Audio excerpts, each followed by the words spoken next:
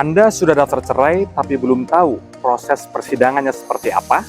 Berikut ini adalah tapera, tahapan persidangan perceraian di Pengadilan Agama Cirebon.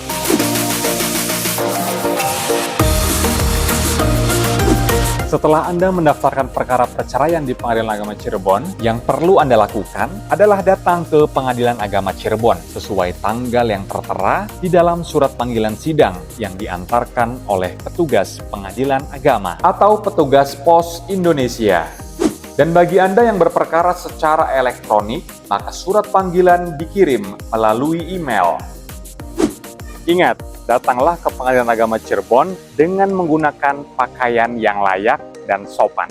Dan bagi Anda yang membutuhkan bantuan untuk datang ke Pengadilan Agama Cirebon, Anda dapat menghubungi Mobil Dilan, sebuah layanan antarjemput yang dikhususkan untuk kaum rentan, di antaranya lansia dan penyandang disabilitas. Caranya, Anda cukup mengakses portal Cirebon Excellent Court untuk mendapatkan nomor kontak Mobil Dilan. Sesampainya Anda di Pengadilan Agama Cirebon, Anda bisa langsung melapor ke petugas sidang untuk mengambil nomor antrian sidang. Tapi saya sarankan sebaiknya Anda mengakses portal Cirebon Excellent Court untuk mempermudah Anda mendapatkan nomor antrian sidang secara online. Karena dengan mengakses portal Cirebon Excellent Court, semuanya menjadi lebih efektif dan efisien. Setelah mendapatkan nomor antrian sidang, Anda dapat menunggu panggilan untuk masuk ke ruang sidang dengan menikmati segelas kopi yang disediakan di ruang tunggu Pengadilan Agama Cirebon sampai nomor perkara Anda dipanggil oleh petugas untuk memasuki ruang sidang. Di dalam persidangan, majelis hakim akan melakukan pemeriksaan terkait identitas penggugat dan tergugat. Ada beberapa kemungkinan yang terjadi pada tahapan persidangan perceraian berdasarkan kehadiran para pihak. Apabila penggugat tidak datang pada proses persidangan, maka penggugat akan dipanggil sekali lagi untuk menghadiri persidangan. Namun, jika penggugat tidak datang lagi pada proses persidangan, maka kemungkinan gugatannya dinyatakan gugur. Dan apabila tergugat yang tidak datang pada proses persidangan, maka tergugat juga akan dipanggil sekali lagi untuk menghadiri persidangan. Jika tergugat tidak datang lagi, maka perkara perceraian tersebut akan diperiksa di luar kehadiran tergugat. Dalam situasi penggugat dan tergugat hadir di persidangan, maka majelis hakim akan berusaha mendamaikan penggugat dan tergugat, serta mengarahkan keduanya untuk melalui proses mediasi.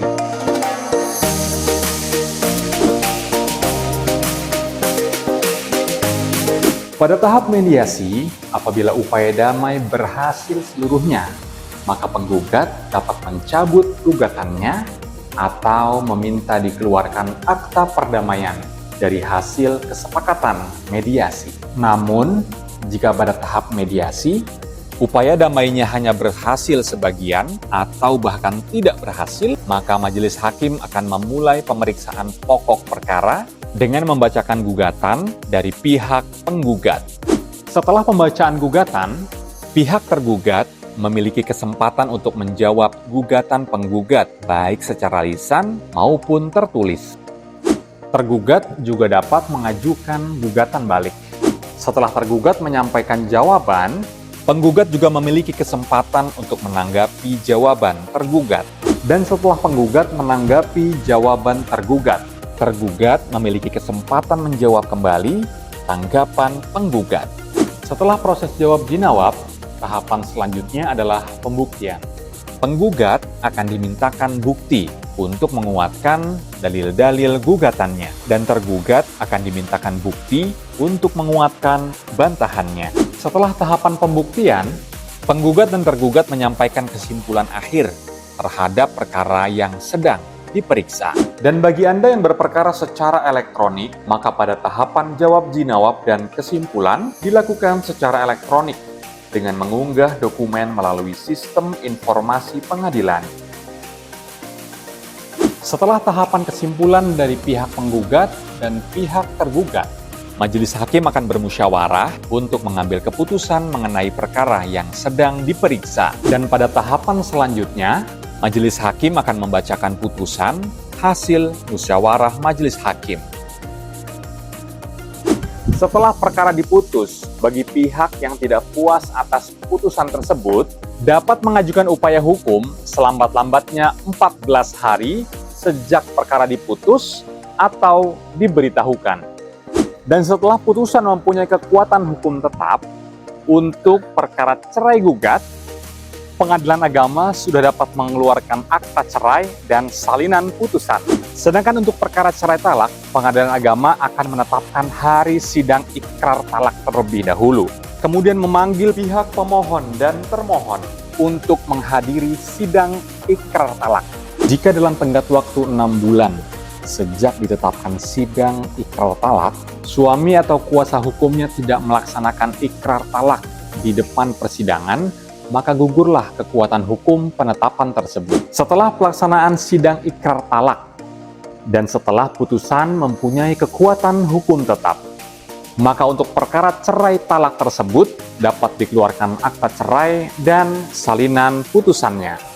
Untuk mengambil produk pengadilan berupa akta cerai dan salinan putusan, Anda dapat mengambilnya di PTSP Pengadilan Agama Cirebon.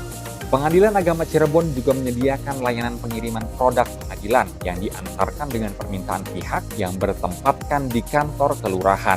Anda cukup mengakses layanan mobil dilan di portal Cirebon Excellent Court, lalu melakukan permintaan pengantaran produk pengadilan dan datang ke kantor kelurahan sesuai jadwal layanan mobil dilan untuk bertemu dengan petugas Pengadilan Agama Cirebon.